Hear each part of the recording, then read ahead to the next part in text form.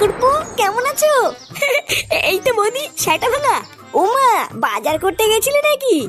হ্যাঁ গো বৌদি, আমি তো রোজই যাই। আসলে বাজার করাটা হলো আমার একটা হ্যাবিট বুঝলে তো। তাই আজকেও বাজার করতে গেছিলাম। ও তাই, আমিও তো যাচ্ছি এখন বাজার করতে। কি বলছো, তুমি বাজার করতে যাচ্ছ? কেন, দাদা বাজার করতে যায় না? না গো, তোমার দাদা তো বাড়ি নেই অনেক দিন হলো। সেই কতদিন হলো আমাকে একা ফেলে বিদেশে কাজে গেছে, এখনো আসার নামই নেই জানো। এই মেরেছে। দাদা বাড়িতে নেই? তাহলে কালকে রাত্রেবেলায় তোমার ঘর থেকে ওটা কিসের শব্দ আসছিল? ও কিছু না গো, আসলে আমি একা থাকি তো, তাই রাতে ভয় লাগে বলে কাউকে না কাউকে ডেকে নেই।